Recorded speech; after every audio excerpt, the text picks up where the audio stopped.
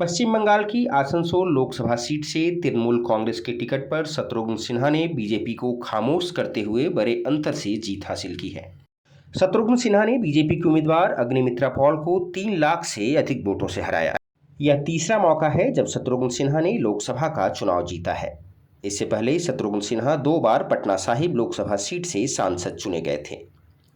Asansol Lok Sabha seat से चुनाव जीतने के बाद शत्रुघ्न सिन्हा एक बार फिर चर्चा में हैं। तो आज की इस वीडियो में बात शत्रुघ्न सिन्हा की होगी। हम बात करेंगे शत्रुघ्न सिन्हा के बिहारी बाबू से बाबू मोशाय तक के सफ़र की। उससे पहले अगर आपने हमारे चैनल को सब्सक्राइब नहीं किया है तो हमारे चैनल को ज़रूर सब्सक्राइब करें। शत्रुघ्न सिन्हा मूल रूप से बिहार की राजधानी पटना के रहने वाले हैं। फिल्मों में अपने दमदार डायलॉग की वजह से शॉट गन के नाम से प्रसिद्ध शत्रुघ्न सिन्हा ने राजनीति में भी दमदार पारी खेली है। 1974 में वह पहली बार लोकनायक जयप्रकाश नारायण के संपर्क में आए।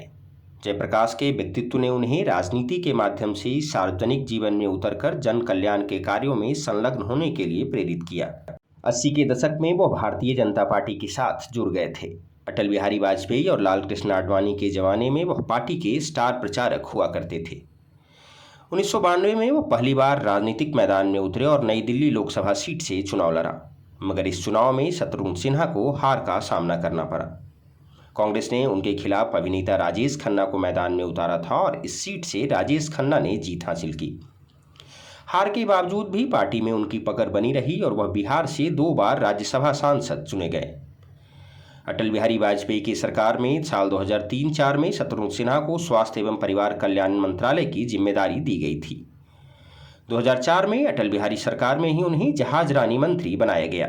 साल 2009 में पहली बार शत्रुघ्न सिन्हा पटना साहिब से लोकसभा चुनाव के मैदान में उतरे और जीत हासिल की। 2014 में मोदी लहर में वह दोबारा पटना साहिब से सांसद चुने गए। मोदी सरकार में जब शत्रुघ्न सिन्हा को मंत्री पद की जिम्मेदारी नहीं दी गई तो सिन्हा नाराज हो गए। वह पार्टी लाइन के खिलाफ जाकर बयानबाजी करने लगे। वह यशवंत सिन्हा, अरुण शौरी के साथ मोदी सरकार के मुखर विरोधी रहे, किंतु भाजपा ने उनके खिलाफ कोई कार्रवाई नहीं की। जाहिर है भाजपा उन्हें निष्कासित करने जैसा कोई कदम उठाकर उन्हें राजनीतिक शहीद नहीं बनाना चाहती थी।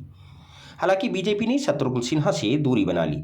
2019 में बीजेपी ने पटना साहिब से शत्रुघ्न सिन्हा की जगह रविशंकर प्रसाद को अपना प्रत्याशी बनाया, जिसके बाद शत्रुघ्न सिन्हा ने पाला बदला और कांग्रेस में शामिल हो गए। कांग्रेस ने उन्हें पटना साहिब से अपना कैंडिडेट बनाया, मगर इस चुनाव में शत्रुघ्न सिन्हा को करारी हार का सामना करना पड़ा। शत्रुघ्न सिन्हा की भाजपा से इतनी नाराजगी थी कि उन्होंने अपनी पत्नी पूनम सिन्हा को केंद्रीय मंत्री राजनाथ सिंह के खिलाफ सपा के टिकट पर लखनऊ से चुनाव मैदान में उतारा। हालांकि उनकी पत्नी भी चुनाव नहीं जीत पाई।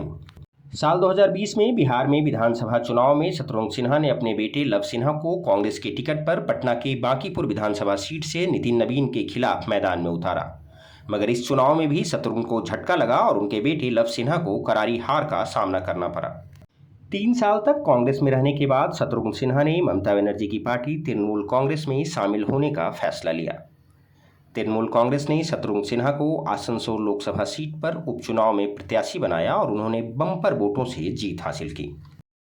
देश प्रदेश और अन्य लेटेस्ट खबरों को सबसे पहले जानने के लिए आप हमारे चैनल को सब्सक्राइब करें। आप हमें फेसबुक, ट्विटर और इंस्टाग्राम पर भी फॉलो कर सकते हैं।